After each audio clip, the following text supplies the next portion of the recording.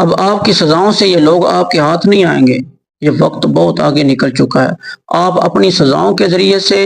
آپ اپنی کارروائی کے ذریعے سے صرف ایک آدمی پر کنٹرول کر سکتے ہیں، 10 آدمیوں پر کنٹرول کر سکتے ہیں، لیکن اس کے بعد کیا ہوگا کہ ہزاروں لوگ، سینکڑوں لوگ آپ کے خلاف آواز اٹھانے کے لیے کھڑے ہو جائیں گے۔ آپ کس کس پر کنٹرول کریں گے؟ میں نے ابھی دیکھا کہ وہ ایک بابے نے ہماری حکومتوں کے خلاف بات کی ہے، لیکن جو ہی اسے گرفتار کر کے اس سے ایک نیا بیان لیا گیا ہے تو کیا ہوا کہ اور لوگوں نے بھی ویڈیو بنانا شروع کر دی، اب وہ بھی ہماری حکومتوں کے خلاف باتیں کر رہے ہیں۔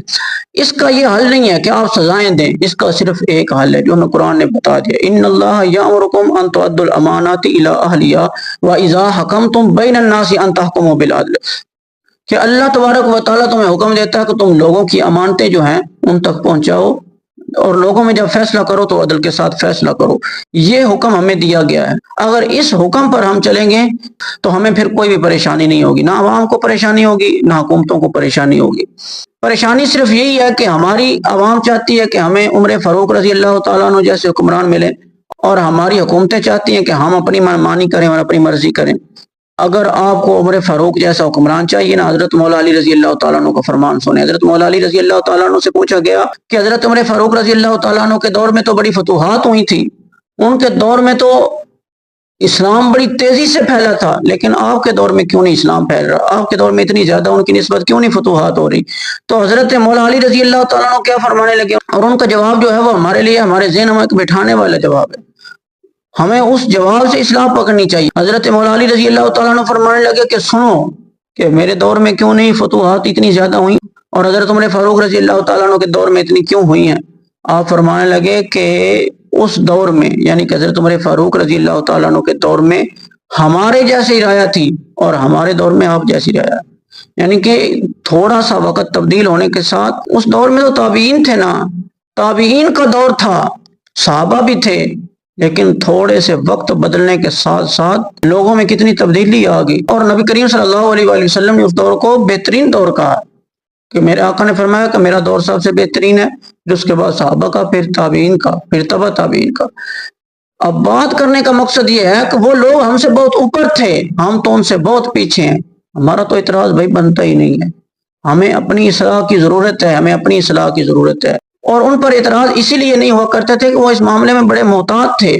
حضرت عمر فاروق رضی اللہ تعالیٰ عنہ جب آپ منصب خلافت پر تشریف فرما ہوئے، کہ آپ جب حکومتی کام سر انجام دے رہے تھے، تو ظاہری بات ہے کہ جب دیا وہاں پر جل رہا ہے روشنی کے لیے تو وہ بیت المال کے تیل سے جل رہا ہے، لیکن جو ہی ایک آدمی آپ کو ملنے کے لیے، آپ کا ذاتی کام تھا، تو آپ نے وہ دیا بجھا دیا۔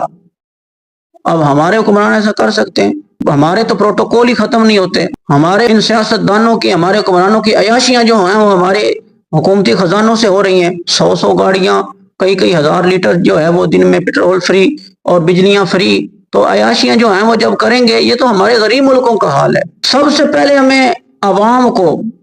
ہم اپنی ذات کی اصلاح کریں، ہماری اصلاح اپنے گھر تک، اپنے گھر والوں کی تربیت کیسی کرنی چاہیے، اور ہمیں اپنی ذمہ داری کو ذمہ داری سمجھنا چاہیے۔ جب ہمارا معاشرہ اس طرح آہستہ آہستہ تبدیل ہوگا، انشاءاللہ ہمارے حکمران بھی ٹھیک ہو جائیں گے۔ نیچے سے لے کر اوپر والے طبقے تک ہر بندہ کرپٹ ہو چکا ہے، جس کا جہاں پر دو لگتا ہے وہ دو اپنا لگا لیتا ہے۔ یہ تو الگ بات ہے کہ ہم نے صرف بدنام حکمرانوں کو کیا، کیونکہ جتنا کسی کے ہاتھ لگ رہا ہے وہ اپنا حصہ لے رہا ہے، اور ہمارے حکمرانوں کے ہاتھ میں زیادہ لگ رہا ہے، وہ زیادہ حصہ لے رہے ہیں۔ اب یہی بات میں کروں کہ حضرت عمر بن عبدالعزیز رضی اللہ تعالیٰ عنہ، آپ کا جب دور آیا تو آپ بھی بیت المال کا کام سر انجام دے رہے تھے، اور آپ سنت فاروقی پر عمل کرتے ہوئے آپ نے بھی وہی کام کیا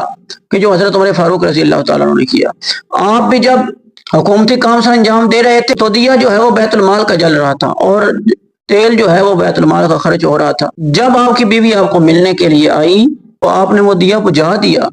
تو بیوی پوچھتی ہے کہ حضور آپ نے یہ دیا کیوں بجھا دیا؟ تو آپ نے فرمایا کہ یہ جو میں کام کر رہا ہوں یہ کام حکومتی کام ہے، اور یہ جو دیا جل رہا ہے یہ بیت المال کے خرچے سے جل رہا ہے، اس لیے جب میں اپنا ذاتی کام کرنے لگا ہوں، اپنی ذاتی بات کرنے لگا ہوں، تو میں نے یہ دیا جو ہے یہ بند کر دیا ہے۔ وہ تو ایک اعلیٰ سوچ رکھنے والے لوگ تھے، اور ان کی رعایا بھی اعلیٰ سوچ رکھنے والی تھی، اور جب حکمران اچھے تو رعایا بھی اچھی تھی، جب حکمران مثبت سوچتے تھے تو رعایا بھی مثبت ہی سوچ رہی تھی، اور جب ایک دوسرے کا وہ دست و بازو بنے اور ایک دوسرے کا انہوں نے ساتھ دیا تو انہوں نے اپنی قوموں کو ایسے دنوں میں ترقی دی، ایسے نہیں قومیں ترقی کرتی جیسا ہم سوچ رہے ہیں. ہم تو یہاں ایک دوسرے کو ہلاک کرنے کو پھرتے ہیں. ہمیں ایک دوسرے کا احساس کرنا ہوگا، امیر کو غریب کا احساس کرنا ہوگا، غریب کو امیر کی ذمہ داریوں کا احساس کرنا ہوگا.